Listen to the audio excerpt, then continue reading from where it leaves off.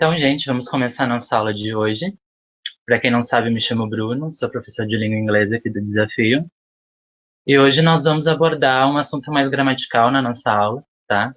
Diferente das últimas aulas, que foi um assunto mais técnico, né? Técnicas de leitura. Hoje nós vamos abordar uma questão mais gramatical mesmo. Então, o assunto de hoje, como a maioria de vocês já devem conhecer, é o verbo to be, né? Uma questão muito falada durante as aulas da escola pública, né? Ou escola municipal, estadual, seja qual for, que a gente vê muitas vezes durante o ensino médio e o ensino fundamental todo, né? Na disciplina de língua inglesa. Mas por que é importante a gente falar sobre o verbo to be? Porque é um verbo essencial da língua inglesa, né? Nós vamos encontrar eles em diversas estruturas. Em vários textos ele vai estar presente, em frases, na maioria delas ele vai estar presente, pois é um verbo muito utilizado em todas as línguas, né? O verbo ser, o verbo estar é utilizado em várias formas e em diversos momentos do nosso cotidiano. E hoje a gente vai dar uma olhada como se posiciona, como se manifesta o verbo to be da língua inglesa, ok? Vocês devem estar pensando, oh não, né? Aí eu trouxe um meme para vocês, que é o teacher ali no meio, olhando o verbo to be, e o outro assuntos com uma cara tipo, ai não, vamos falar de outra coisa, né? Mas vocês vão ver que é importante e não é tão chato de aprender. Eu trouxe outro meme, né? Que é quando você sofre bullying por ser professor de inglês, aí é do filme As Branquelas, segura o meu rádio, qual o problema com o meu verbo to be? Qual o problema, né? Vamos tirar um pouco desse preconceito que nós temos sobre o verbo to be e vamos ver que dá para trabalhar com ele com uma forma bem divertida e dinâmica também.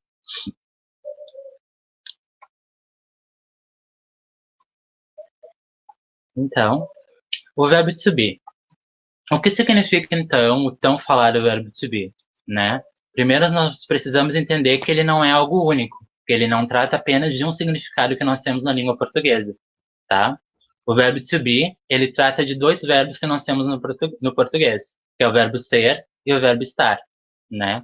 Um verbo ser sendo ele permanente, o verbo estar sendo ele transitório, para algum sentimento momentâneo, para algo que está naquele momento que a gente está sentindo, né? Nós estamos, de certa forma. Já o verbo ser é uma questão que nós dizemos, segundo a gramática do português, que é um verbo permanente, que é algo que está perpétuo e continua por um longo tempo ou até a morte, né? Então, como nós vamos conseguir diferenciar isso na língua inglesa? Simples ou não, né? Sempre vai ser pelo contexto que a gente vai diferenciar essas questões.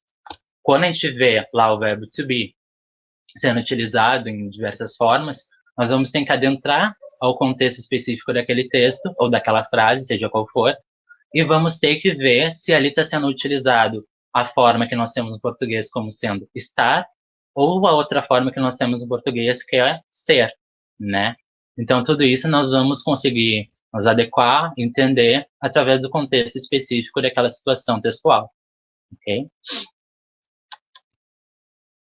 Então, a gente tem que salientar também que o to be é o verbo na forma do infinitivo. Como assim infinitivo, professor? Ou seja, ele está lá sendo utilizado daquela forma, to be, porque ele não teve nenhuma modificação ainda, né? Ele está na forma primordial dele. A gente não conjugou ele, não teve conjugação de tempo, não teve conjugação de plural, não teve nenhuma conjugação até o momento. Por isso nós dizemos que esse verbo, o verbo to be, está na forma do infinitivo ainda. E como a gente vai tornar ele na conjugação? Como ele vai se adequar a pronomes específicos, né? Tudo isso vai depender desse elemento pronominal que vai anteceder ou suceder ele, né? Ou seja, então isso vai depender se a pergunta vai ser, se a questão textual vai ser interrogativa, se vai ser uma questão que está trazendo uma frase afirmativa, ou se é uma questão que está trazendo uma frase negativa. Com isso, nós vamos ter que elencar, né, no seu lugar, o verbo to be adequado àquele pronome que está sendo usado.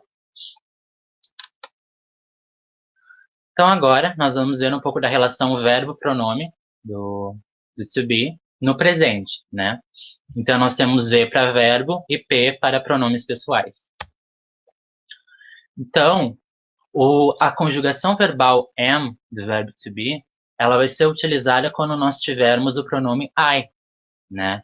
Ele é único, nós teremos apenas a forma am quando nós tivermos I, que no caso sou eu, pronome eu, né? Então pense que é algo único, nós somos algo único, né? O eu interior é algo único, então por isso nós teremos apenas uma forma da conjugação do verbo to be, que é a forma am, I am, ok? Depois nós temos a forma are, tá? É bem o R do interior lá de Minas Gerais, are. E para ele nós teremos acompanhado 3 pronomes, na verdade 4, que vocês vão entender daqui a pouco. O pronome you, seja ele no singular ou no plural, ou seja, você ou vocês. Após utilizarmos ele, nós teremos o verbo are, essa conjugação vai ser o are. Nós temos o pronome we, que significa nós, então teremos we are. E por fim, nós teremos o pronome they, então eles. They are, eles são ou eles estão. E por fim, is, outra forma do verbo to be, né, na sua conjugação no tempo presente. Então, com ele, nós teremos acompanhado 3 outros pronomes: he, she and it. Ok? Então, he is, she is, it is. Tá bem?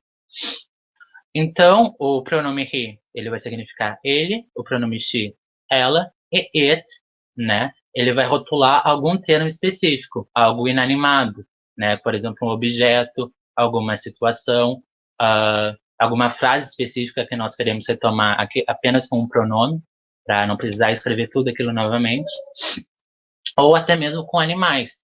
Só que, é claro, quando a gente tem um contato maior com animais de estimação, nós poderíamos utilizar o pronome he ou she para tratar dele ou dela, né? É uma questão mais íntima, uma questão afetiva. Então, vocês podem encontrar em diversos contextos sendo utilizado o he e o she com animais. Então, bora conjugar o famoso to be? Como ele vai ser conjugado, então? I am, eu sou, ou eu estou. You are, você é ou você está, né? Ou tu és, tu estás, dependendo de qual região do Brasil nós estivermos falando. He is, ele é ou ele está. She is, ela é ou ela está. E it is, né? Que a gente pode tanto resolver como sendo isto, ou ele ou ela, tratando de algum objeto, de alguma situação ou de algum animal, tá? Para questões que não apresentam propriedades tão humanas, né? Vai ser algo mais inanimado ou algo mais animal. Então, essa daqui é a conjugação do verbo to be com os pronomes no singular, tá? E depois nós temos a forma no plural, we are, nós somos ou nós estamos. You are, vocês são ou vocês estão. Observem, né, que o you do singular e o do plural vão ser a mesma forma, mas nós saberemos isso, é claro, pelo contexto. A gente vai ver um exemplo logo logo. E por fim, o último da forma plural, they. They are, né, que significa eles ou elas estão, ou eles ou elas são. Tá bem? Vocês também saberão qual vai ser o gênero que está tratando esse pronome no plural pelo contexto. Então vamos ver um exemplo. Eu, singular ou plural? Como a gente vai saber essa situação? Então, eu trouxe o primeiro exemplo aqui, é com uma imagem, um meme, né? Caraca, você é muito linda, com a Lisa dos Simpsons. Que a tradução seria você é linda, né? You are beautiful. E nós aqui estamos utilizando a forma singular do pronome you, tá? You are beautiful. Você é linda. Agora, né, eu dupliquei aqui o meme e temos 2 Lisas, né? Então tá dizendo o quê? You are beautiful. Ok? E teremos depois, como na tradução, vocês são bonitas. Como nós sabemos disso? é claro, a gente está num contexto específico que eu trouxe aqui para vocês, né? Com uma imagem no plural e outra no singular, né? Tem duas Lisas num e no outro tem apenas uma. Então, com isso, vocês já conseguem ter a noção de que o you está na primeira forma sendo empregado no singular e na segunda no plural.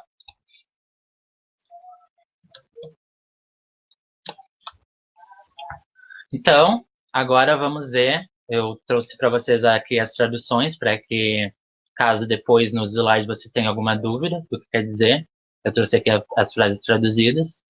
Caso vocês estejam resolvendo alguma questão e queiram olhar, depois vai ser disponibilizado na pasta do Drive da disciplina de língua inglesa, tá bem? Que vai ser colocado aqui nos slides mesmo.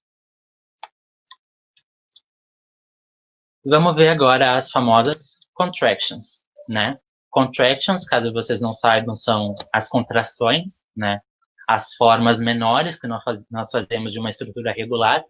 Por exemplo, no português, quando eu falo eu estou, muitas vezes em diversos contextos nós podemos utilizar eu tô, né?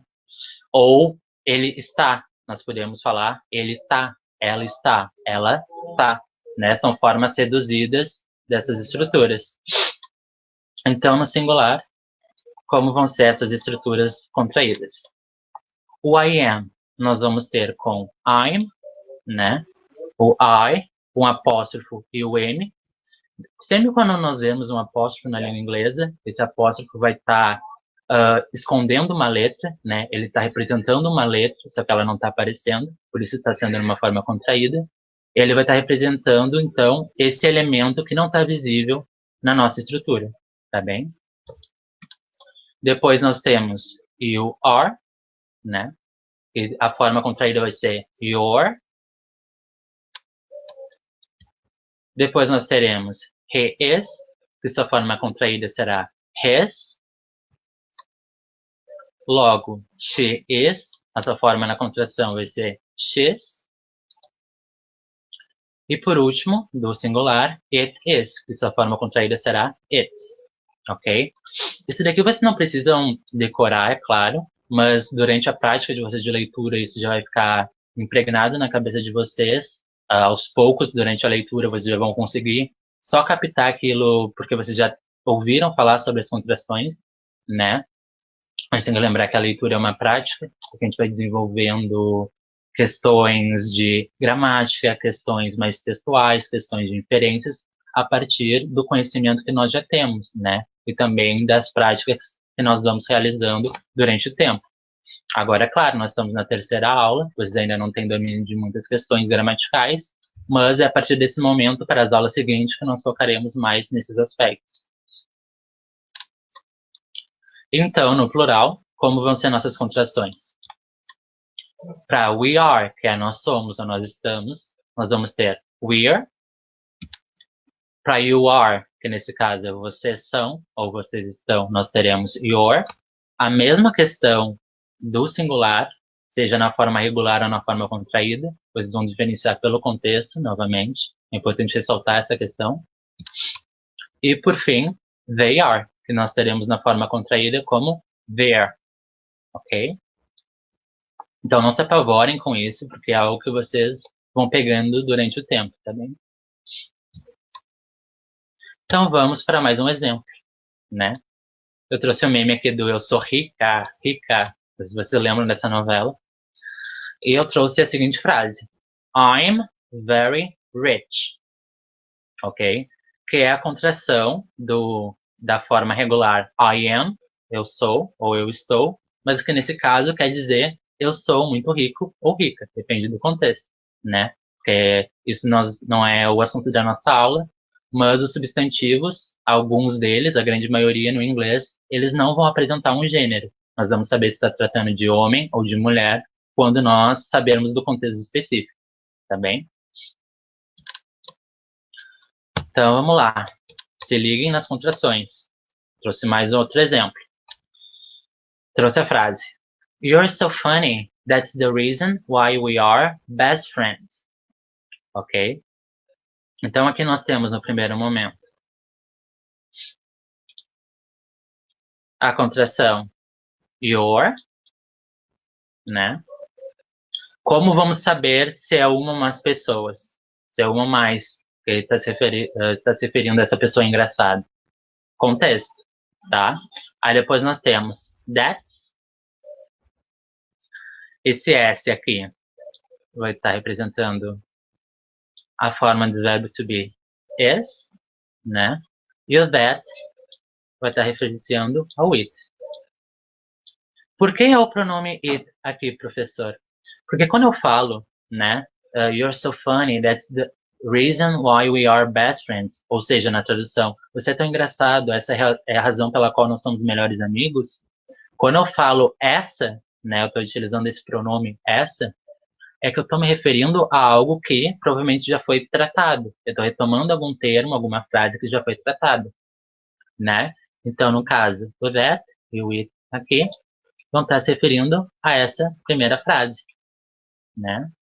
You're so funny. Ele está declarando que aquela pessoa é muito engraçada, ok? Depois nós temos, né? Após o we, temos o are, we are, nós somos best friends, melhores amigos, ok? Então, aqui, poderia ou não ser mais de uma pessoa? Poderia. No contexto que eu criei essa frase, eu estava pensando apenas em duas pessoas, né? Um amigo, por exemplo, eu falando pro meu outro amigo que ele é muito engraçado, e eu afirmando que é essa a razão pela qual nós somos melhores amigos. Mas se for num contexto diferente, não tem problema daqui ser uma frase, uma afirmação no plural. Vai depender muito do contexto. Aqui eu deixei a tradução para vocês, depois na hora que vocês forem olhar nos slides. Eu trouxe outro exemplo aqui, é de um filme, não tenho certeza qual é, mas a menininha tá falando, né, pra esse unicórnio de pelúcia aqui. It's so pretty, I'm gonna die. Então, o que é esse it aqui, esse pronome, né? Ele tá fazendo a referência. O it, nesse caso, ele está se tratando do bichinho de pelúcia que a menina está se referindo. It's so pretty. Por exemplo, se fosse no português, unicórnio de pelúcia, nós trataríamos como ele, né? Esse unicórnio de pelúcia, ele é muito fofo, é muito bonito. Mas como nós sabemos agora, que na língua inglesa, quando nós estamos falando de objetos, seres inanimados, nós utilizamos o it, esse pronome, nós já temos noção que é essa a razão pela qual a menina está empregando esse pronome e não o he, né, para se referir ao unicórnio de pelúcia, tá bem? Então ela fala it is, né, seria a forma regular it is. Ela fala it's so pretty, né? Isso é tão bonito, é tão bonito. Aí depois ela fala, temos outra forma contraída, agora com a primeira pessoa do singular, eu. I'm gonna die, que é na forma regular, I am. Ou seja, eu vou morrer. Ela vai morrer de tão bonito que é aquele unicórnio de pelúcia, né? Ela tá sendo. Não tá falando aquilo literalmente, que ela realmente vai morrer. Ela tá falando de uma forma conotativa, né? Então agora vamos ver a conjugação do verbo to be na forma negativa, né? Nós havíamos visto na forma afirmativa no presente, e agora nós vamos ver a forma negativa no presente. Não se apavorem, que é algo bem simples, tá? Como vai funcionar? Nós havíamos visto que a conjugação da forma afirmativa do verbo to be, né, na primeira pessoa, era I am. O que vai mudar agora na forma negativa? Nós iremos acrescentar um not depois daquilo, tá? A partir dessa partícula negativa, nós já mudaremos o sentido da frase. Não vai ser mais uma questão ali afirmativa. Vai ser algo que está negando alguma coisa, né? E isso vai se repetir pelos outros pronomes. Nós teremos you are not, você não é, você não está. Você terá he is not, ele não é, ele não está. Logo teremos she is not, ela não é, ela não está. E por fim, no singular, it is not, né? Ele ou ela para situações, objetos, animais, ou para alguma coisa que que a gente não consegue definir o gênero, né? Nós sabemos se o objeto lá da língua inglesa está se tratando de algo no masculino ou no feminino, né? Muitas vezes vai ser tratado pelo it. Essa questão dos animais também por não ser tão humanizado. Então, preste atenção nessa questão, porque a diferença do gênero no português e no inglês é algo muito importante da gente ver, tá? Não vai ser nessa aula agora que a gente vai adentrar esse assunto e aprofundar, mas já é algo que eu vou ressaltar para vocês nesse momento. Então, vamos ver agora no plural. Nada vai mudar por ser negativo, né? Nós continuaremos tendo we are e depois o not, a partícula de negação. Depois, no plural, you are not, vocês não são, vocês não estão. E por fim, no plural, they are not, né? Eles ou elas não são, eles ou elas não estão, ok? Então é uma forma bem simples, pessoal. Vocês não precisam se apavorar muito com essas sentenças negativas na forma do presente mesmo. E vocês só vão precisar utilizar o not após o verbo to be, tá? Vocês tendo domínio disso, vocês já conseguem adentrar questões bem mais profundas no texto de vocês, né? Porque querendo ou não, uma ideia sendo negativa ou positiva vão implicar em questões diferentes, né? Vão implicar em questões diferenciais que vão ajudar vocês a resolver a questão de vocês, tá bem? Então, bora ver um exemplo. Como está o seu humor? Eu trouxe essa foto do Bob Esponja jogando pétalas no Lula Molusco. E a frase seguinte que eu criei foi: Bob is pretty happy, but Squidward is not feeling the same. He's angry. Ok? Então, o que nós temos que ver aqui nessa questão? Primeiro, Bob. Depois nós temos o verbo to be, is. O que o Bob pode ser substituído de um pronome? Se nós temos o is, logo nós saberemos que ele só pode ser substituído por he, she ou it, né? Como nós estamos fazendo referência a um desenho animado, né, que já fala pelo nome, é algo mais humano, mas é animado mesmo, nós vamos substituir pelo he, né? He is pretty happy, tá? Essa expressão pretty happy o pretty é para dar uma ênfase, seria bem, né, algo bastante, com essa ênfase de uma carga de quantidade, né? Não necessariamente algo físico, mas nesse caso algo de um sentimento, né? Então nós estamos falando Bob is pretty happy. O Bob está bem feliz, né? Depois nós temos a conjunção but, né, que é must. Squidward, que é o Lula Molusco, is not feeling the same. Então, ele, o Lula Molusco, não está sentindo o mesmo. Enquanto o Bob Esponja está ali bem feliz, o Lula Molusco não está sentindo o mesmo. Então, aqui nós temos o Squidward, que também vai ser substituído pelo pronome he. Por isso nós temos o we aqui depois. Ele não está, né, a partícula de negação not, como vimos anteriormente, sentindo o mesmo. Né? Ele não está com o mesmo humor do Bob Esponja. Logo disso, nós temos uma travessão, né, para explicar qual é a situação real. E que diz, he's angry. Né? Temos aqui a forma contraída de he is, que significa ele está bravo. Né? Então, tudo isso nós conseguimos adentrar a partir de um contexto específico. Né? Que nesse caso é olhando essa imagem. Deixei aqui para vocês a tradução, caso seja necessário, depois na revisão de vocês, quando vocês estiverem vendo esses slides. E agora, bora ver as contrações, né, na forma negativa, as subtractions. Então, para o I am not, eu não sou, eu não estou, nós teremos I'm not, tá? Nós teremos apenas essa forma de contração da forma negativa. Todavia, quando nós temos a estrutura you are not, vocês vão ver que nós teremos duas formas, né? Duas possibilidades de contrair essa frase. Nós poderíamos tanto contrair dessa forma, falando you are not, fazendo a contração aqui com o pronome, ou nós poderemos realizar a contração mesmo com o verbo to be. You aren't, né? Cabe salientar que nenhum dos dois a forma negativa vai se perder. No primeiro, ela continua aqui. E no segundo, ela continua aqui, né?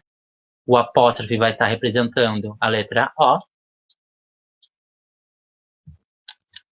Depois, he is not. Também nós teremos duas formas de contrair, que pode ser a contração no pronome, his, not, ou he isn't, né? Fazendo a contração juntamente ao verbo to be. Logo após, nós temos o pronome she, né? Ela. She's not. E as duas formas de contração. She's not, que a contração vai ser no pronome mesmo. E depois, she isn't, que a contração vai ser no verbo to be. E assim por diante. No com it, nós teremos it's not e it isn't. Depois, já adentrando as estruturas no plural, nós teremos we are not e we aren't. Depois nós teremos o verbo você, you, no plural, né? You are not, que seria vocês não são, vocês não estão. You are not, na primeira forma, e depois you aren't, na segunda forma. E por fim, né, they are not, que nós teremos também duas estruturas possíveis. They are not ou they aren't, ok? Então isso é só a cargo de para vocês não se preocuparem mesmo com as estruturas. Vocês não precisam necessariamente utilizar apenas a contração no pronome ou apenas a contração no verbo to be. Isso vai depender da vontade de vocês naquele momento, tá? E também é bom salientar que no texto não vai apresentar apenas um tipo também, né? Vai depender muito do que aquele autor, do que o criador do texto quis utilizar naquele momento. Então se liguem nessa questão da contração também. Então, né, agora eu trouxe um meme só para descontrair. Let's practice, bora praticar um pouco. Ver como essas questões são presentes na prova do Enem. Então, eu trouxe a questão 1 do Enem de 2019, do ano passado. Eu vou dar um tempinho para que vocês leiam, tá? Leiam o enunciado, deem uma olhada geral no texto, né, utilizando o scanning e o skimming. Então, foco no título, foco lá na fonte, foco em elementos que estão em negrito, em todos os elementos destacados, né? E após isso, nós vamos resolver essa questão.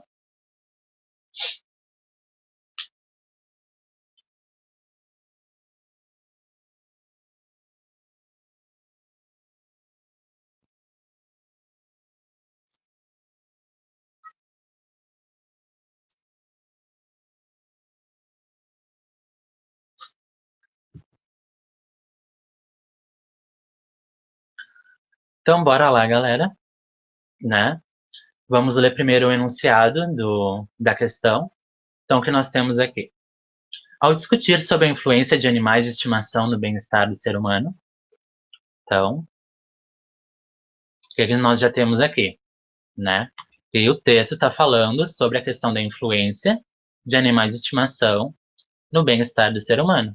Isso sem nós lermos o texto, nós já temos isso bem destacado e afirmado pelo enunciado da questão.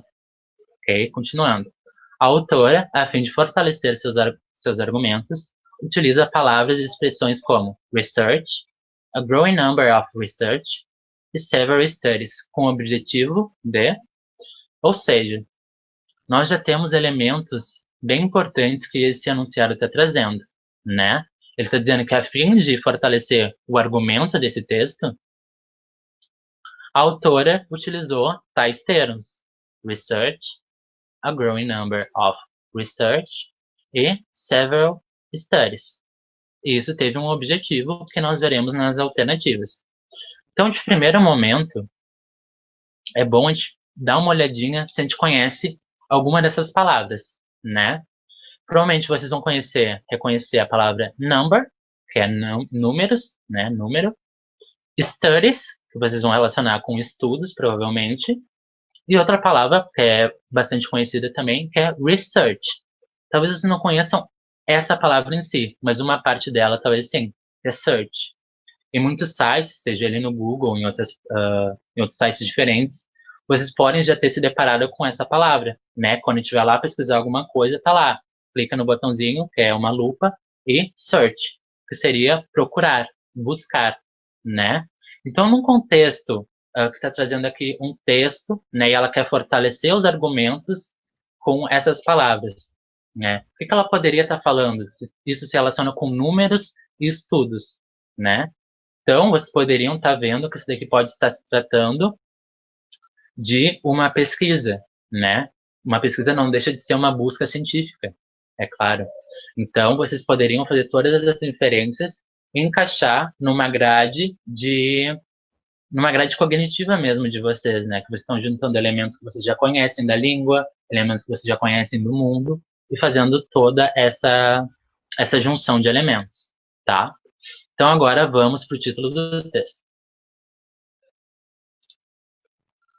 5 ways pets can improve your health. Primeiro momento aqui, né? Já temos o texto, o título do texto. O que nós vemos? Temos o número 5, né? Temos a palavra pets, que nós já sabemos que tem a ver com animais de estimação. Que já está falando ali no enunciado. É nesse sentido mesmo, não tem a ver com garrafa nenhuma garrafa pet. E temos uma palavra bem conhecida que é health, saúde, né? Então, vocês já relacionariam-se também com o que está ali no enunciado, bem-estar. Então, você já deve pensar em 5 coisas que podem ajudar na saúde você tendo pet, você tendo um animal de estimação. Então, com isso, vocês já começam a ter uma noção geral desse texto, tá? A partir desse momento, vocês podem pensar, tá, mas é o 5 o quê? O que será que 5 que tem nesse texto? E vocês podem perceber, né, que existem 5 elementos bem destacados em negrito, né, 5 expressões.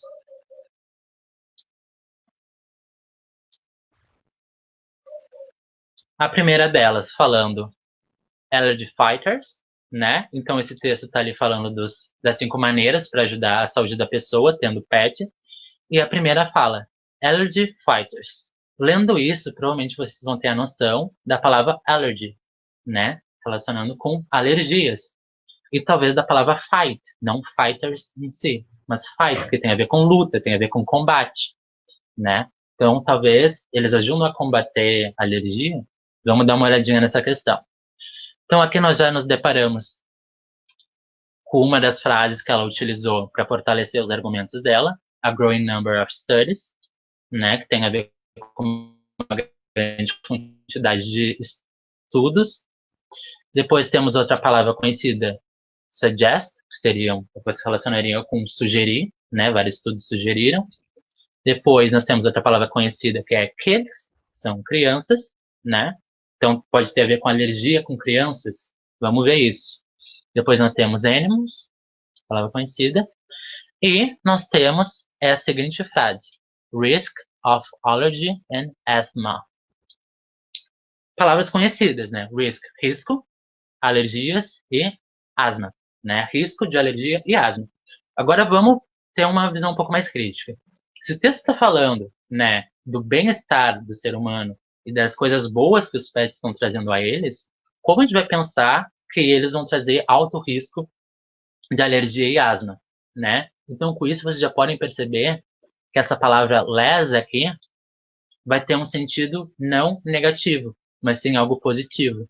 No caso, vocês não saibam less, que significa menos, né? Mas mesmo vocês não sabendo o significado delas, só pelo contexto que vocês têm até o momento, vocês já deveriam pensar, deve ser diminuir, deve ser tirar o risco, deve ser conter o risco de alergias e asma, ok?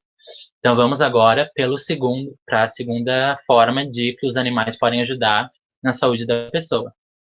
Então nós temos aqui date magnets.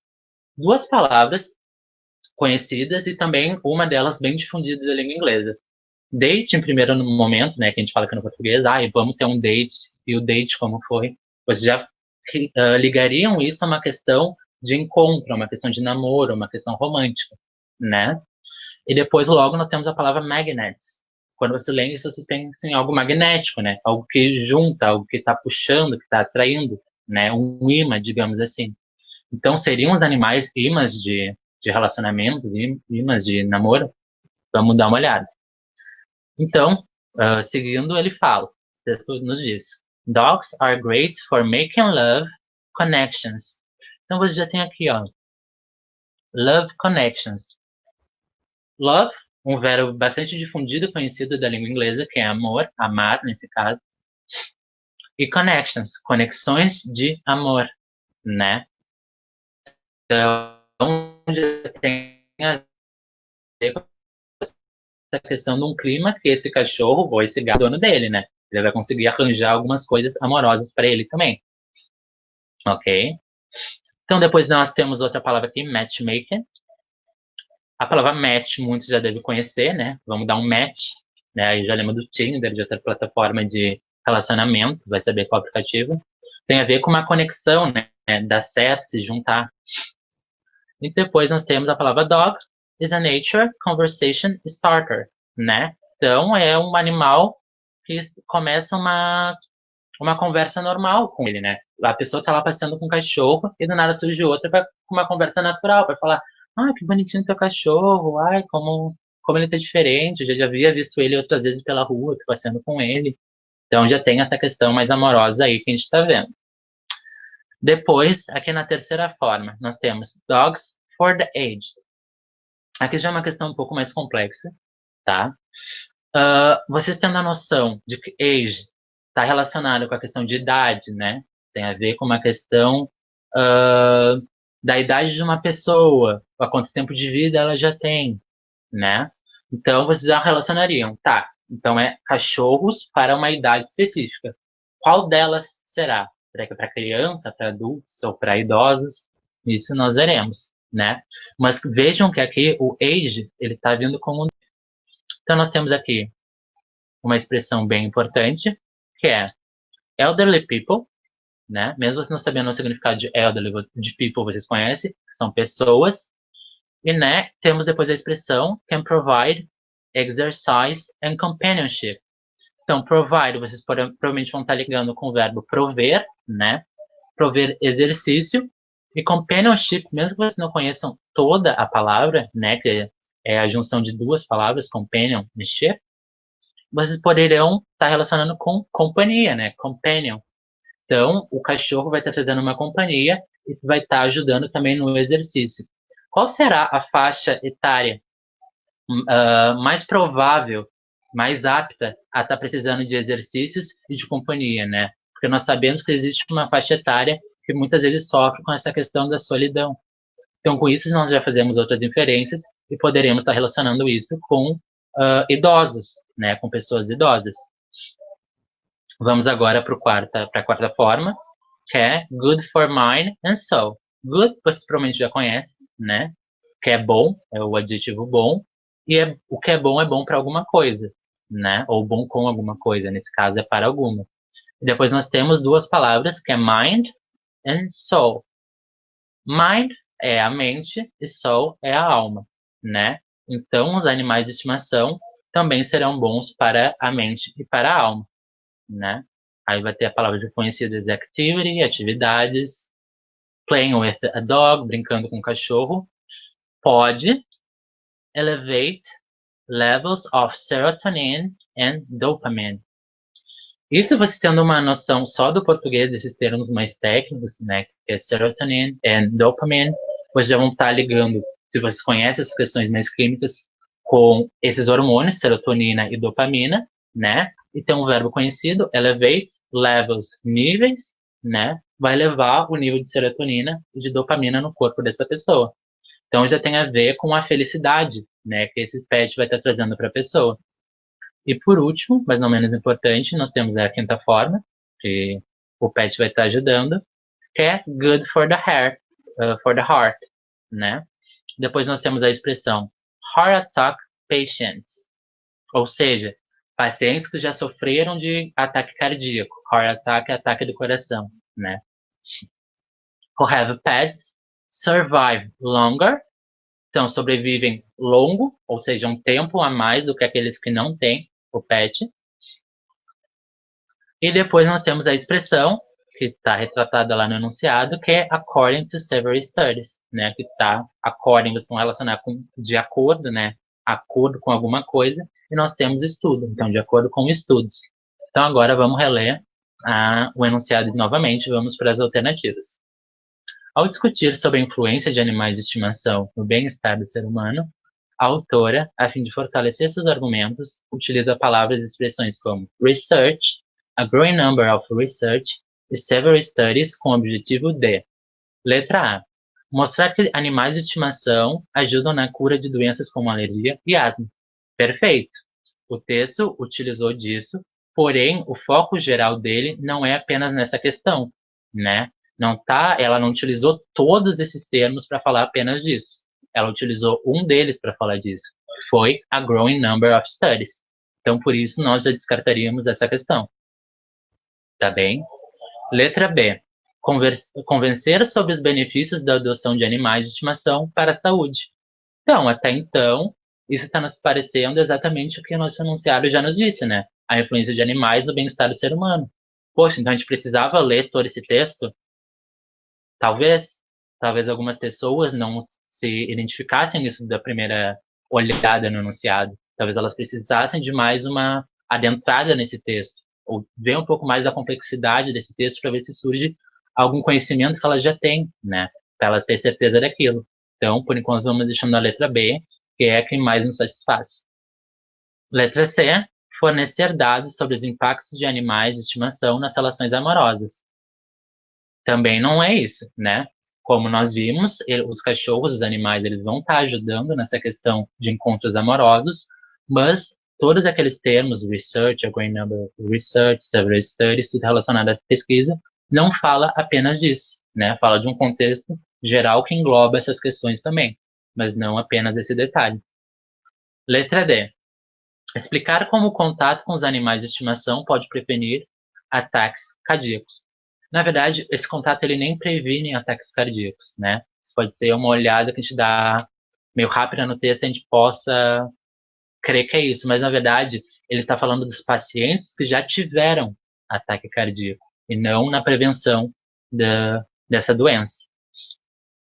E letra E, esclarecer sobre o modo como idosos devem se relacionar com animais de estimação.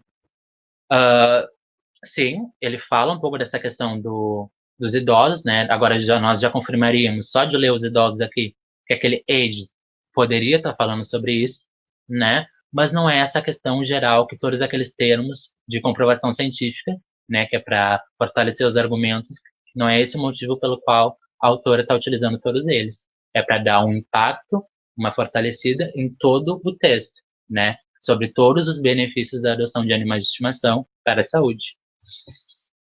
Ok? Então agora eu trouxe uma tirinha para vocês, a questão 92 do Enem de 2011, e eu vou dar um minutinho para vocês darem uma olhada.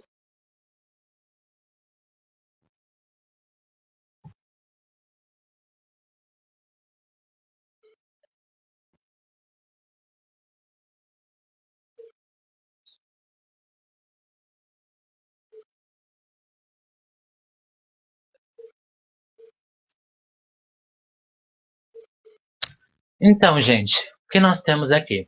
Primeiro momento, vamos ler o enunciado da questão, né, que é algo que a gente sempre deve fazer. A tirinha é um gênero textual que, além de entreter, trata de diferentes temas sociais. No caso dessa tirinha, as falas no terceiro quadrinho revelam o foco do tema, que é. Então, como havíamos falado na última aula, né, que foi sobre gêneros textuais, a tirinha sempre vai ter esse foco, tanto crítico como humorístico, né? E em algum deles o foco maior vai ser no humor, e em outros vai ser a crítica, ok? Ele tem exatamente essa função de entreter o leitor, para que ele tenha um momento de humor, mas também de reflexão, né? Os dois juntos. Digamos assim que é uma sátira, né? Um humor crítico. Então, vamos dar uma olhadinha agora nessa tirinha. Então, primeiro, uma coisa que eu salientei na última aula e vou salientar novamente, prestem atenção nas expressões Prestem atenção nos elementos imagéticos que tem na tirinha, na charge, no cartão de vocês. Porque isso vai trazer um impacto muito grande para a interpretação, ok? Então, primeiro se situem e olhem a expressão do homem mais velho e da criança, né? O homem mais velho está com uma expressão séria, digamos assim, que está bravo, e ele está apontando o dedo para essa criança. Essa criança está com uma cara olhando para ele, como se não soubesse o que estivesse acontecendo, como se estivesse um pouco decepcionado de estar escutando aquilo, né? Como se estivesse magoado com aquilo dali, né? Isso no primeiro quadrinho. Depois, no segundo, temos de novo a cara desse homem mais velho, brava, como se estivesse impondo alguma coisa, né? E lá, no último quadrinho, nós temos a criança agora falando, né? Com uma cara, não conseguimos ver a expressão dela bem, mas está apenas falando alguma coisa para esse homem mais velho. E nós voltamos novamente para essa expressão brava dele, que se mantém durante a tirinha inteira, né? Ele nunca muda essa expressão, esse semblante que ele está ali expressando de braveza, de raiva, isso se mantém durante a tirinha toda, ok? Agora vamos para a questão verbal dessa tirinha. Então vou dar uma lida para vocês. Então esse homem mais velho está falando para essa criança. I'm tired of your debating everything that I say. Depois lá no segundo quadrinho. I want you to remember 2 words. Don't question me. Depois lá no último a criança fala, but that's 3 words. E o homem mais velho fala novamente, there you go again. Tá? Então o que cabe a nós observar aqui? Uma estrutura que a gente viu na aula de hoje, né? I am, ou seja, esse homem mais velho está falando que ele é ou ele está de alguma forma. E depois disso nós temos a palavra tired, né? Ele está se sentindo dessa forma. Depois disso nós temos you're debating, né? O your é um pronome, nesse caso, possessivo, né? Está se relacionando a essa criança. Ele está cansado, que é o verbo que é o tired, né? O que tired quer dizer, cansado, de alguma coisa. Do que dessa criança? Debating. Debating nós poderíamos relacionar com a língua portuguesa como debater. Mas será que ele estaria bravo por causa de um debate? Vamos expandir um pouco o significado do que poderia ser debater, nesse caso, nessa situação específica, nesse contexto no qual esse homem mais velho está bravo, né? Então, a partir disso, você já vê a palavra debating, vê um homem mais velho falando com uma criança, provavelmente vocês vão fazer uma ligação de pai e filho, né? Alguma coisa está irritando esse pai, né? Então, ele está cansado dessa criança debating, que pode ser, nesse caso, vocês podem pensar, é debater com o pai, implicar com o pai, não concordar com as coisas que o pai fala, né? Depois nós temos everything, que é tudo. Então, ele está complicando com tudo, está debatendo com tudo que o pai fala. Depois, lá no segundo quadrinho, nós temos I want you to remember. Então, nós temos you, remember. Então, nós temos aqui um verbo conhecido também, que é want. I want you to remember. Então, eu quero que você lembre, né? E depois ele fala 2 words. Então, ele quer que ele lembre de 2 palavras. Quer que esse filho lembre de 2 palavras que são bastante importantes para esse pai. Daí ele fala, don't question me. Ok? E com isso o filho fala, but that's 3 words. Ou seja, ele está utilizando aqui a conjunção but, mas, né? Nós temos o that, como já vimos num exemplo anterior. O that, ele está atuando aqui como um pronome que vai estar substituindo essa questão, que no caso é don't question me. E o filho está falando 3 words. Ou seja, mas aquilo que tu falou são 3 palavras, né? O pai falou, eu quero que você lembre de 2 palavras. E fala, don't question me. Ou seja, 3 palavras. E o filho vai lá e retruca falando, mas o que você falou tem 3 palavras, né? But that's 3 words. E aí o pai fala, there you go again. Ou seja, lá vai você de novo. Como se o filho não tivesse entendido nada que o pai quisesse falar para ele, né? Então, vamos ler o enunciado novamente e vamos para as alternativas. A tirinha é um gênero pessoal que, além de entreter, trata de diferentes temas sociais. No caso dessa tirinha, as falas no terceiro quadrinho revelam o foco do tema, que é, letra A curiosidade dos filhos ao interpelarem os pais. Em nenhum momento aqui nós temos o foco na curiosidade do filho, né? Nós não temos nenhum momento o filho questionando alguma coisa, não temos nenhuma interrogação aqui, né? Então nós já sabemos que o foco não é isso. Pelo contrário, o filho está exclamando algo, está dizendo algo, está retrucando algo, né? Então nós já descartaríamos essa alternativa. Letra B. A desobediência dos filhos em relação aos pais. O foco no terceiro quadrinho, que dá o humor à tirinha, não é a questão da desobediência dos filhos em relação aos pais. Isso está presente durante a tirinha inteira, né? Essa questão. Que o pai fala para o filho falar uma coisa e ele fala outra. Nessa questão da desobediência, nós já temos presente no primeiro quadrinho, né? O pai já está dando uma ordem para ele. Ele já está cansado do filho debater com ele, do filho ficar questionando ele, retrucando ele, né? Então não é o foco específico do terceiro quadrinho. Então por isso nós já descartaríamos a letra B também. Depois, na letra C, nós temos a paciência dos pais a conversarem com os filhos, né? Mesmo nós tendo o semblante de impaciente, de raivoso desse pai, nós sabemos que esse não é o foco principal lá do terceiro quadrinho, né? A questão da paciência, de que ele está irritado com alguma coisa, que esse pai não está concordando com o que o filho está fazendo. Opa, desculpa, gente. Isso está presente durante a tirinha inteira, né? Não é o foco principal desse terceiro quadrinho. Então, nós descartaríamos essa questão. Depois, na letra D, a postura questionadora dos filhos em relação aos pais, né? É exatamente esse aspecto que dá o humor à tirinha, né? Lá no final da tirinha que nós vamos ter um impacto muito grande, seja ele humorístico ou crítico, né? Então é isso que está acontecendo aqui no final. O filho está lá questionando novamente, pai, não são três palavras só que o senhor falou. Você falou três palavras, não me questione, né? Então ele está retrucando ali novamente o pai. Por isso que o pai fala aquela expressão, there you go again, né? Então só para nós termos certeza, vamos ler a letra E também. O cansaço dos pais em repetir as coisas para os filhos. Então, o foco principal não é a questão da repetição dos filhos, né? Tudo bem que no primeiro momento ele falou alguma coisa e lá no último quadrinho o filho tornou a repetir. O foco da raiva dele não é nesse cansaço em si, mas sim para o filho parar de fazer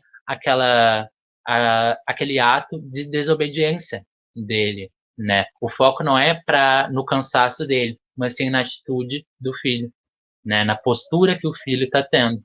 Então, por isso que nós ficaríamos com a letra D, a postura questionadora dos filhos em relação aos pais. É isso que traz o humor a essa charge.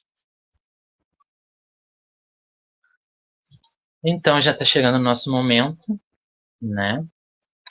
Antes disso, eu gostaria de falar só um pouco dessa questão bem problemática que ocorreu nos últimos dias, né?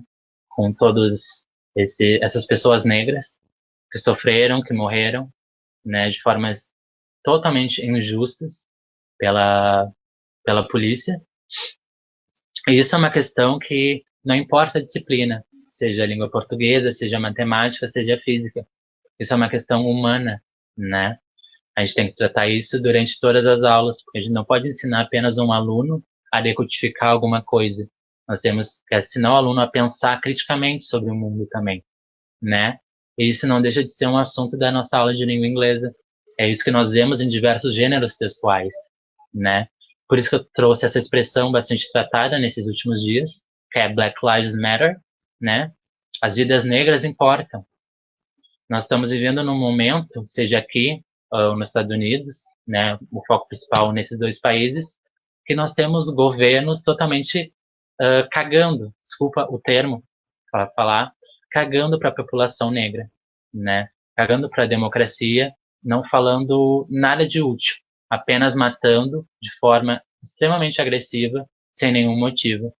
Então, eu acho que cabe a nós, né, antes da próxima aula, que é a redação com a professora Júlia, refletirmos um pouco mais sobre o nosso contexto atual, né? Cabe a nós, lá na prova do Enem ou na prova do PAV, termos noções do que está acontecendo nesse momento. Não apenas ver aquilo no Facebook e falar, ah, não, é apenas mais uma notícia, né? Vamos ter mais consciência, compaixão, empatia pela vida do próximo. É isso que está faltando um pouco nesse nosso momento atual no mundo inteiro. Então, gente, gostaria de agradecer pela aula de hoje, né, pela companhia de vocês. Lamento a gente não ter uma interação tão grande por aqui pelo Facebook, mas eu creio que vocês conseguiram abstrair alguma coisa, conseguiram adentrar uma questão gramatical um pouquinho mais profunda sobre o verbo to be, tá bem? Então, see you next week e have a good night. Vejo vocês na próxima semana e tenham uma boa noite. Fiquem com a aula da professora Júlia, maravilhosa, de redação. Até mais.